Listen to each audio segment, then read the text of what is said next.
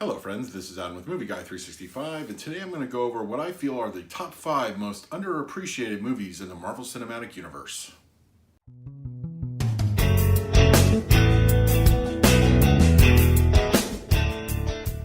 If you're new to the channel, please hit that like button, subscribe, hit that bell notification. I put out videos every single day. You can also find me over Twitter and Instagram at Movie Guy 365.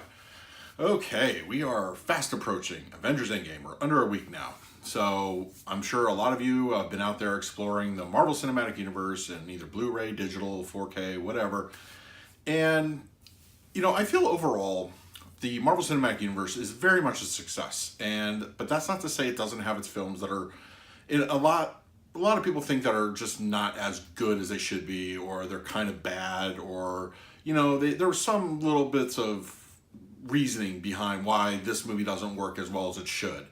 And I want to go over my top 5 of those movies that I feel are good in their own right and don't necessarily deserve to kind of get overlooked.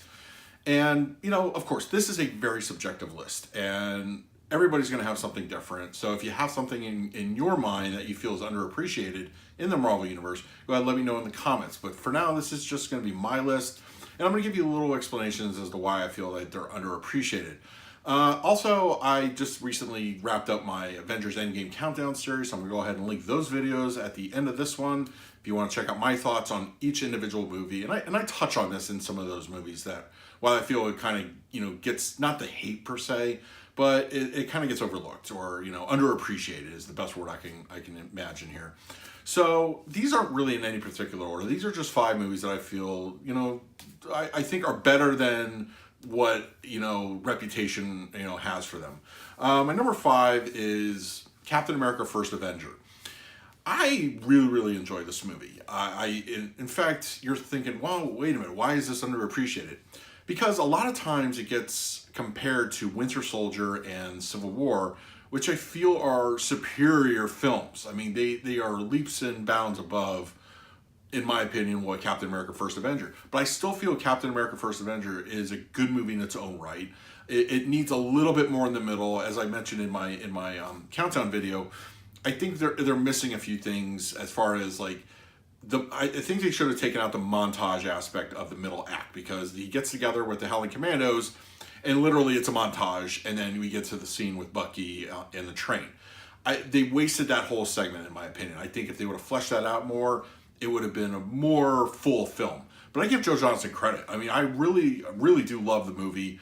But when it gets compared to Winter Soldier is probably, I would say, arguably the best made film in the Marvel Cinematic Universe. Not the best film, but it's as far as being made, I think it definitely gets compared to that a lot, and I feel First Avenger suffers from it.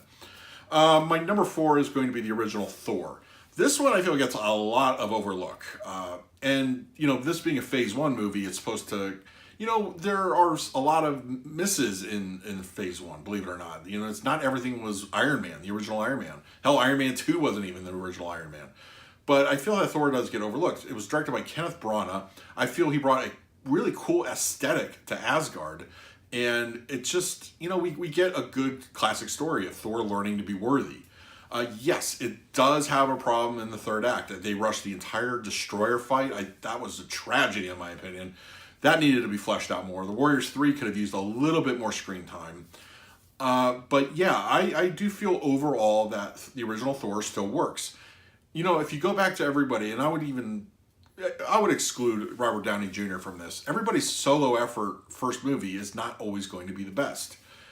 Chris Evans, as much as I love him in First Avenger, I felt he belonged to the role, but you could definitely tell there's, the first movie, not jitters, but, of trying to find yourself as a character.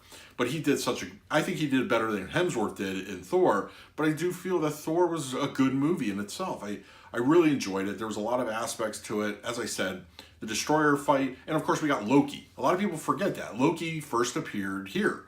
And Tom Hiddleston's almost a national treasure in the Marvel Cinematic Universe world. So, yeah, I do feel, and I love the music in Thor also. I think it's beautiful score. It really, the whole movie I feel is underappreciated. Little issues with the third act, but I feel that it's better than what it gets. Number 3 is The Incredible Hulk. Yes, this one is a lot different because, hey, we have a completely different actor. Edward Norton took on a Bruce Banner role in this. I love this movie. I think narratively, it's awesome. The Hulk fights are spectacular. We get a Hulk versus Abomination fight. We get prototype Captain America, with Blonsky, taking the serum to a different form of the super soldier serum and infusing it, because that was really our first look at what Captain America could look like in action, when he's taking on the Hulk. I love this movie. I mean, Tim Blake Nelson, as the leader, well, not the leader yet, but, Stearns at that point. I don't know. I think it gets probably more of the overlook quality because it is Edward Norton and he's no longer part of the Marvel Universe. Mark Ruffalo takes over in the Avengers, and this one's like, oh, it happened, but we don't want to talk about this happening. But it's a good movie. It really is. It's very, very good. It's just a lot going on here. So I think if you haven't really seen that one, go back and visit it. It is part of the Marvel Universe. And I mean, we're at the point now where they're going to have to either recast or do something because a lot of our characters, as far as actors go, are wanting to move on to different things. But, I think this is the first major recast that we had in the Marvel Universe, and I don't think it's going to be the last. So definitely check out The Incredible Hulk. My number 2 is Ant-Man. This one had a lot of stigma attached to it because of Edgar Wright and him leaving, it's kind of very public leaving of the film. I don't feel it deserves that. I love it, actually. I do enjoy Paul Rudd. I think he's awesome as Scott Lang. I think we got a good villain in Yellow Jacket, although he could have been on screen a little bit more as Yellow Jacket. Saving your main villain for the third act is kind of weak sauce, in my opinion. But, the 3D is stunning. It looks awesome. And it's a good story. I don't have any issues with this movie, but because Edgar Wright didn't direct it, all of a sudden it's a bad film. I don't think it is at all. And no, it doesn't have what his touches would be. But it's a good Marvel movie, in my opinion. I think it unfortunately seems to be carried over into Ant-Man and the Wasp. It's just, it doesn't get a whole lot going on as far as the box office goes. But I enjoy Ant-Man. And I think it's a very decent movie. I mean, there's a lot to love there. And my number 1 is Avengers Age of Ultron. This is another one where we had a lot of issues in production. Joss Whedon, kind of had his thing with Kevin Feige and that sort of thing.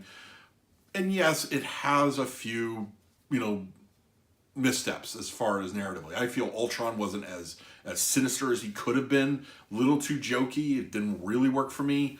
But there are a lot of great moments in this. We get a rampaging Hulk. We get the tease of Cap being able to lift Thor's hammer. A lot of cool moments like that. And of course, the introduction of the Mind Stone. And I love James Spader's Ultron, even if I feel that the material he was given wasn't necessarily the best. But I still feel that Age of Ultron is a very decent movie.